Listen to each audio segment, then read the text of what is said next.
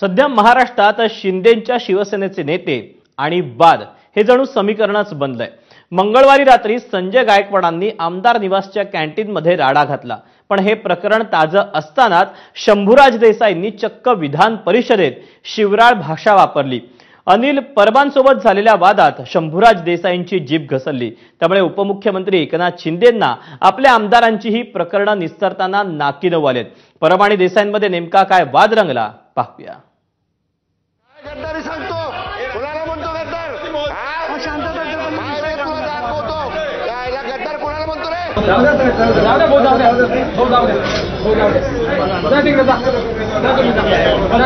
आधी आकाशवाणी निवासात आमदाराचा धुडगूस,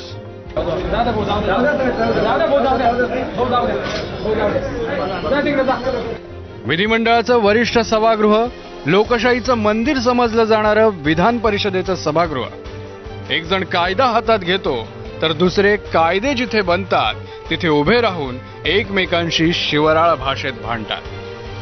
काय गद्दारी सांगतो कुणाला म्हणतो गद्दार?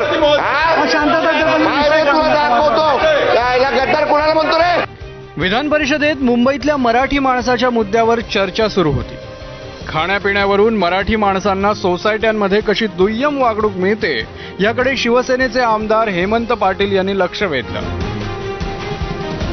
त्यावेळी ठाकरेंच्या शिवसेनेचे आमदार अनिल परबांनी मराठी माणसांना वेगवेगळ्या प्रकल्पात 40% घरं देण्यासंबंधी कायदा करण्याची मागणी केली। आमची मंत्री महोदयाकडनं एवढीच अपेक्षा आहे की मंत्री महोदयांनी सांगावं की बाबा आम्ही सकारात्मक कायदा आणतो, या बाबतीतला कायदा आणल्याशिवाय हे होणार नाहीये, मराठी माणसाला न्याय मिळणार नाही, समिती करा। आणि आमचं एवढंच म्हणणं आहे की या संदर्भात सकारात्मक असेल कायदा आणतो जरी सांगितलं तरी मराठी माणसाला एक दिलासा मिळेल, कारण मराठी माणसाचं लक्ष या अधिवेशनाकडे लागलेलं असतं की आमच्या संदर्भातले काय प्रश्न विचारले जातात।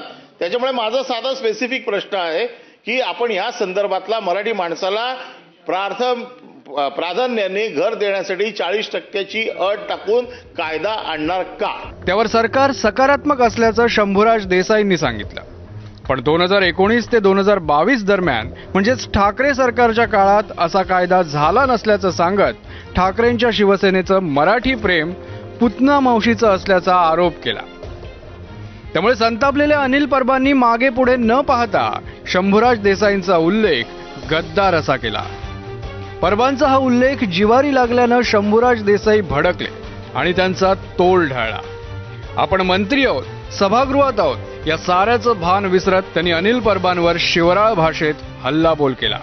इतकंच नाही तर थेट बघून घेण्याची धमकीही दिली। आता तुम्ही ऐकून घ्या, अरे ऐका ना, तुम्ही ऐकून घ्या, ऐका ना, खाली बसा। आता काय झोपतंय का कानाला? नाहीये, मराठी माणसाचा प्रश्न आहे। ऐका पाहिजे ना, ऐकून घ्या नाही असं बोलायचं नाही, शांत एक मिनिट सांगू का आम्ही काय करतो तो ते सांगू का? काय गद्दारी सांगतो कुणाला म्हणतो गद्दार? शांतता दाखवतो गद्दार कुणाला म्हणतो रे? काय गद्दार काय म्हणतो? 10 मिनिटांसाठी थांबवते कामकाज। परिस्थिती हाताबाहेर जात असल्याचं पाहून सभागृह 10 मिनिटांसाठी स्थगित करण्यात आलं। नंतर परब आणि देसाईंचं ते वक्तव्यच सभागृहाच्या कामकाजातून हटवण्यात आलं। पण शंभूराज देसाईंचा हा राग सभागृहाच्या बाहेर आल्यानंतरही शांत झाला नव्हता। ठाकरेंचं नाव घेतल्यानं परबांना खटकलं। उद्धव ठाकरे साहेबांचं नाव मी सभागृहात घेतल्यानंतर अनिल परब साहेबांना ते खटकलं का? कारण त्यांनी हे केलं नव्हतं। ऐका त्यांनी हे केलं नव्हतं त्यांच्या उद्धव ठाकरे साहेबांनी, आम्ही आता करणार आहोत। त्यामुळे हे नाव घेतल्यामुळं अनिल परब साहेबांना ते खटकलं आणि त्यांनी याच्यावरती आक्षेप घेतला। त्या सरकारमध्ये मी पण होतो असं ते म्हणाले आणि तुम्ही सरकारमध्ये होता पण गद्दारी करत होता। त्यांनी जर आम्हाला गद्दारी करणार होता असं म्हटलं तर त्याच्या पुढचा शब्द मी त्यांच्याबद्दल बोललो। त्यामुळं साहजिक आहे ते जर आरे म्हणले तर आम्ही 10 वेळा कारे म्हणणार। त्याला आम्ही गद्दार आहोत का काय हे सांगण्याचा अधिकार नाही, आम्ही गद्दार आहोत का नाही सांगणारी माझ्या मतदारसंघातली जनता सक्षम आहे। त्यांनी आरे केलं तर 10 वेळा कार्य करणार। शंभूराज देसाई आणि संजय गायकवाडांच्या मुद्द्यावरून ठाकरेंच्या शिवसेनेनं मुख्यमंत्र्यांना सवाल केला। शिंदेचे मंत्री काय मारामारी करतात, कुठं काय बोलतात, हे माननीय मुख्यमंत्री जे आहेत आमचे जुने मित्र त्यांना कसं आवडतं?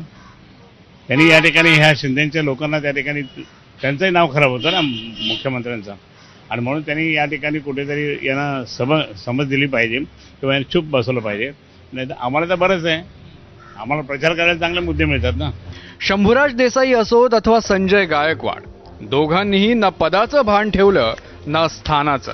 एकानं टॉवेल बनियनवर आमदार निवासातल्या कॅन्टीनमध्ये गुंडगिरी केली, तर दुसऱ्यानं थेट सभागृहातच शिव्यांची लाखोली वाहत प्रतिष्ठा धुळीला मिळवली. गद्दारीचा विषय मागे ठेवून ठाकरेंच्या शिवसेनेनं आता पुढे जाण्याची गरज आहे. पण विधिमंडळाच्या पायऱ्या असोत अथवा सभागृहात गद्दार या शब्दावरून शिंदे सेनेला डिवचण्याची संधी ठाकरेंचे नेते सोडत नाही.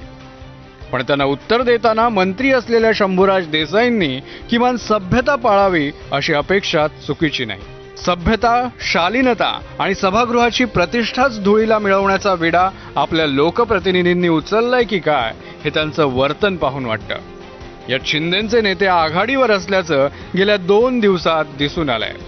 मारकुट्या आमदारांमुळे सगळ्यांची बदनामी होते असं मुख्यमंत्री फडणवीसांनी म्हटलं होतं. टॉवेल आणि बनियनवर गुंडासारखं वर्तन करणाऱ्या संजय गायकवाडांवर अजून कोणतीही कारवाई झालेली नाही. आता अशा मारकुट्या आमदारांसोबतच सभागृहात शिवराळ भाषा वापरणाऱ्या आमदारांना लगाम लावून विधिमंडळाची प्रतिष्ठा जपण्यासाठी मुख्यमंत्र्यांनीच पुढाकार घ्यायला हवा. ब्युरो रिपोर्ट, ABP माझा.